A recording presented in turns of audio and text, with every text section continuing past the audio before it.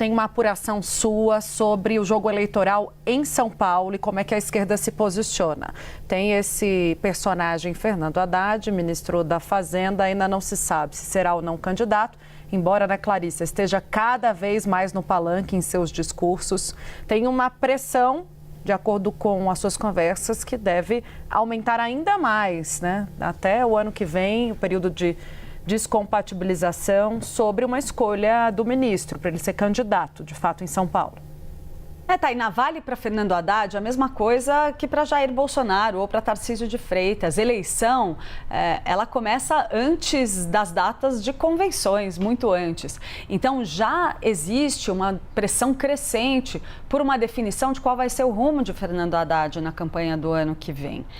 A gente tem trazido aqui, ao longo dos últimos meses, essa orientação, aí, digamos assim, do PT de que Haddad deveria ser candidato, seja ao governo de São Paulo, seja ao Senado. O ministro foi categórico em dizer que não quer, tanto nas conversas internas, quanto mesmo em declarações públicas. Ele já falou abertamente que comunicou ao presidente do PT, Edinho Silva, que ele não quer ser candidato nas próximas eleições. Entende que ele está fazendo um trabalho importante no governo e ele não tem interesse nessa disputa neste momento.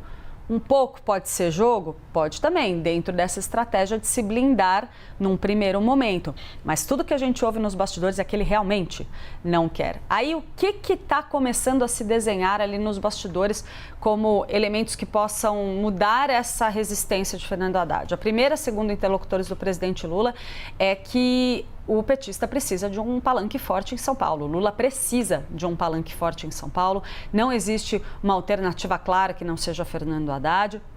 Poderia eventualmente ser Geraldo Alckmin, ex-governador, mas que também demonstra muita resistência. E você teria que trabalhar muito bem a ideia de o PT não ter candidato no Estado, que é algo que gera resistência.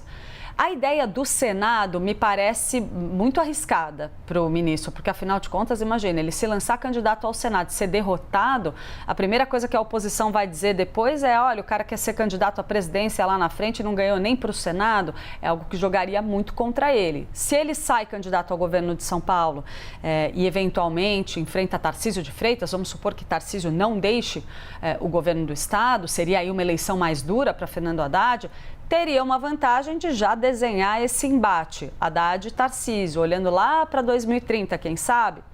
Mas tudo passa pelo plano de longo prazo do ministro da Fazenda. Ele é tido hoje como um potencial sucessor do presidente Lula. E aí, se ele sai e perde a eleição, ele faz o quê?